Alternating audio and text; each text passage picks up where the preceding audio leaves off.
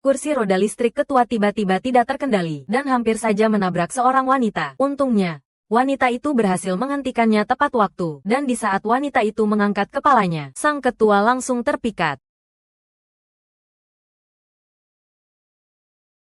Apa yang kamu lakukan? Ini adalah ketua grup Zengking kami.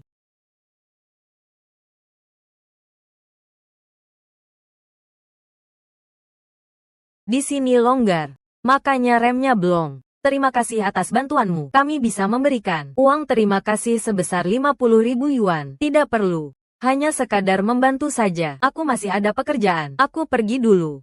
Tunggu. Siapa namamu? Aku tidak punya maksud lain. Aku hanya ingin berterima kasih padamu. Benar. Ini kartu namaku. Kalau ada kesulitan, kamu bisa menghubungiku kapan saja.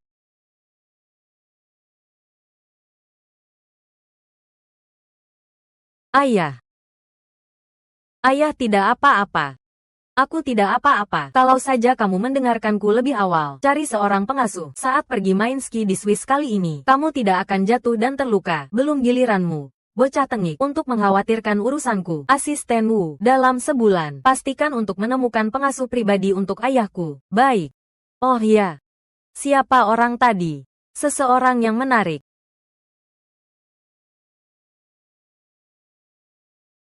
Rumah sudah tidak ada lagi. Mau tinggal di mana?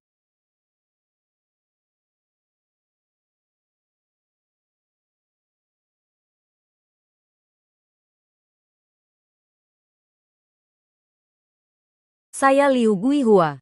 Aku ingin mencari pekerjaan yang menyediakan tempat tinggal.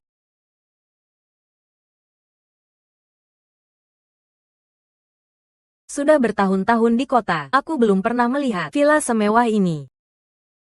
Dasar norak. Kamu datang untuk apa? Aku dari desa Kingsui. Kami di sini adalah area villa nomor 1 di kota Haicheng. Hanya merekrut pengasuh kelas atas. Kamu, orang desa, untuk apa datang wawancara ke sini? Nona muda. Memangnya kenapa kalau orang desa? Kalau ditelusuri beberapa generasi ke atas, siapa yang bukan orang desa? Belum juga masuk pintu, kamu sudah berani membantah. Lihat betapa hebatnya kamu.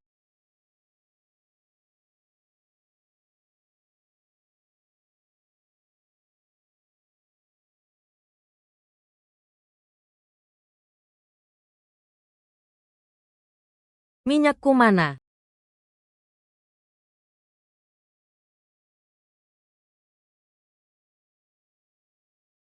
Jangan pikir kamu bisa mengerjaiku dengan cara ini.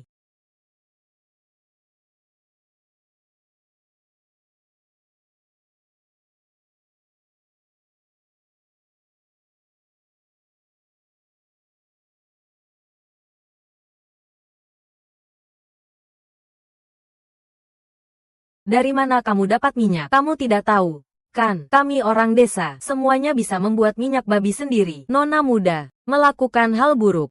Bahkan tidak punya akal sehat. Kamu, ketua sudah datang. Apa masakannya sudah siap semua? Ketua, di bawah pengawasan saya, mereka semua menyelesaikannya tepat waktu.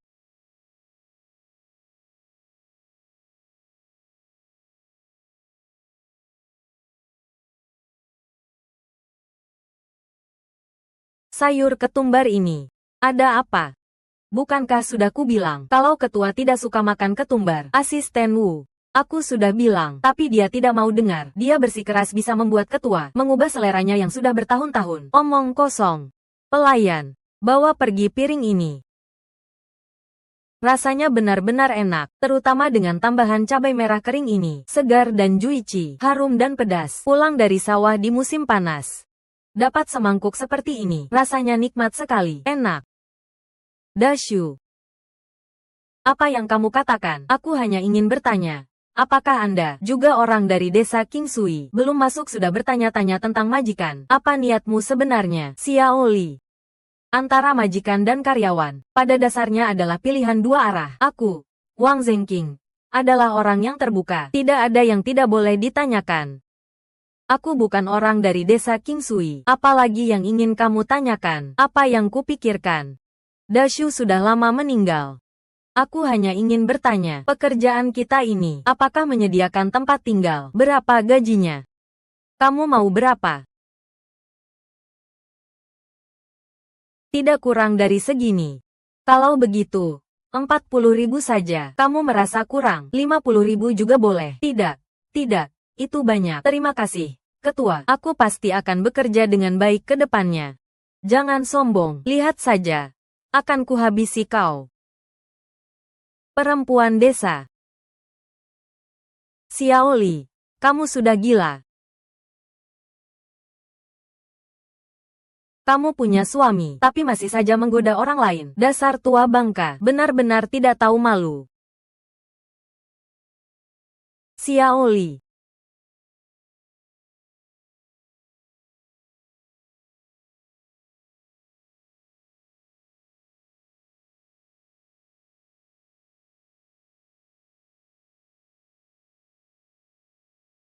Xiaoli. Kelakuanmu. Jangan keterlaluan.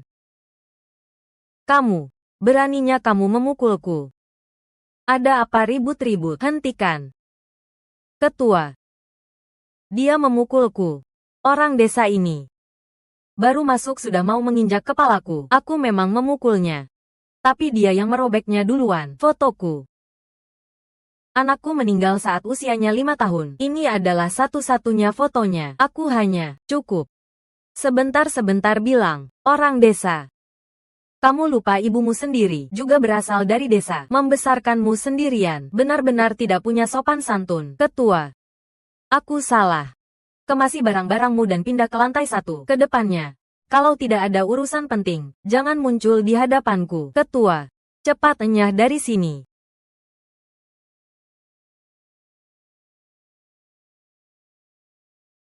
Laplah. Maafkan aku.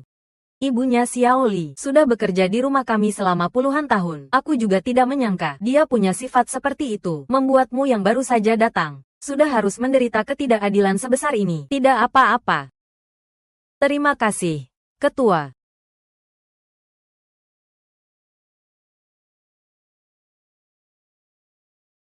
Foto ini sudah pudar. Jangan khawatir, aku akan mencari orang untuk memperbaikinya.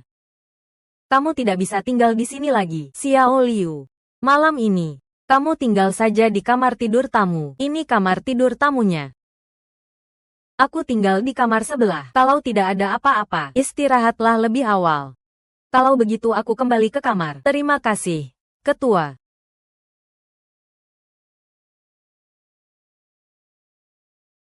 Ada apa? Ketua. Aku tidak tahu ini sakelarnya. Cepat pakai jubah mandimu, jangan sampai masuk angin. Sudah kupakai.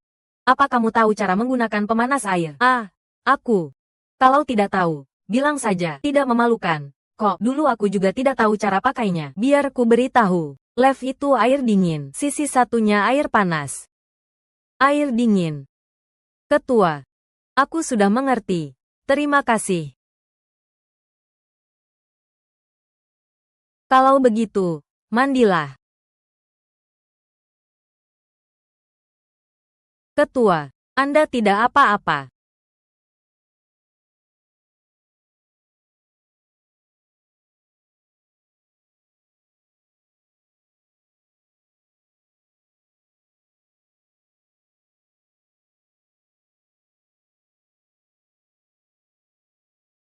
Ketua, perlu aku dorong Anda keluar? Tidak perlu.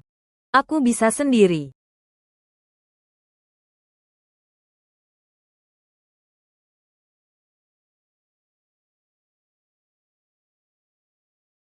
Ini. Baju ini buang saja. Sudah robek. Jangan. Sayang sekali. Biar ku jahitkan untuk Anda. Jahitanku bagus sekali. Loh, Anda mau aku jahitkan apa? Aku bisa jahitkan. Kamu paling jago menjahit apa? Katakanlah. Bunga osmanthus. Sama seperti namamu. Baiklah. Kalau begitu, tolong jahitkan bunga osmanthus untukku. Aku ingin lihat hasil jahitanmu.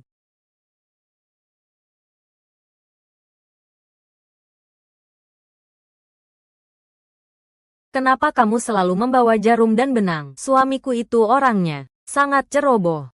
10 hari, setengah bulan, dia sudah merobek satu setel pakaian. Jadi aku selalu membawa jarum dan benang. Selain itu, aku punya kebiasaan terbesarku adalah berhemat. Baju ini robek, dijahit sedikit bisa dipakai lagi. Kardus yang orang lain tidak mau, aku akan memungutnya. Sayuran diskon pertama di supermarket. Aku selalu berhasil mendapatkannya pertama.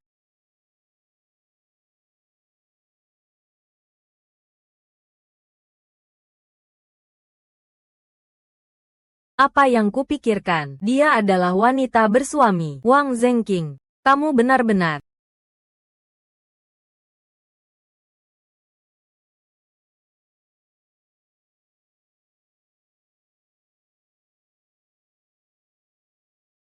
terima kasih sudah menjahitkan bajuku. 20.000 yuan itu terlalu banyak. Aku menjahit baju hanya karena kebetulan. Mentransfer uang ke bawahan. Juga hal yang kebetulan, kan?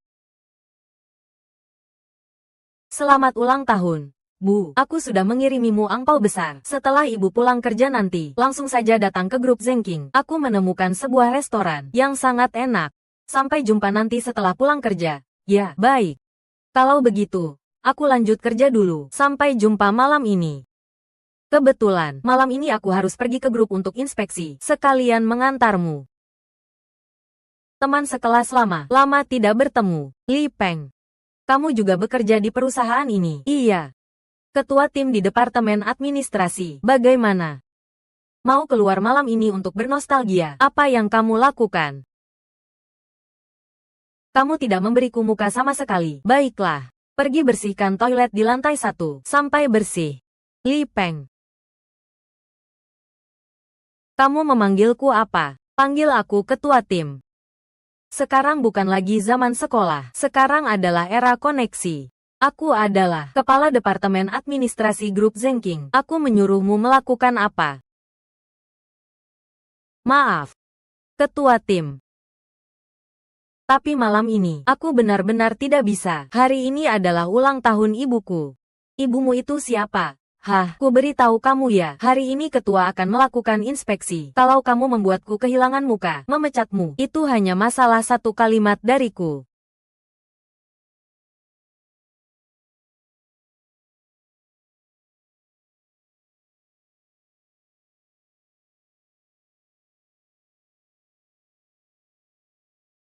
Halo. Bu.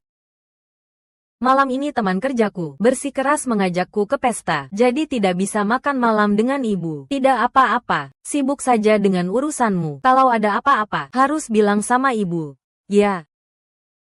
Memangnya aku bisa ada masalah apa? Sekarang gajiku tinggi, atasan juga menghargaiku. Bu, aku sibuk sekarang. Aku tidak bisa bicara lagi. Ku tutup teleponnya.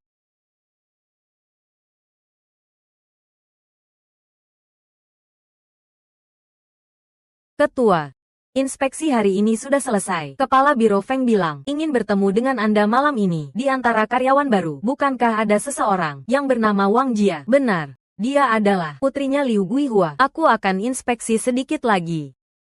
Wang Jia, kamu boleh langsung pulang. Belum pernah lihat orang gila seperti ini. Mau-maunya membersihkan toilet.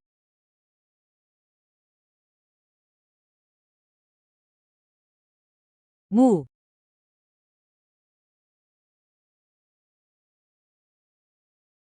Xiao Jia.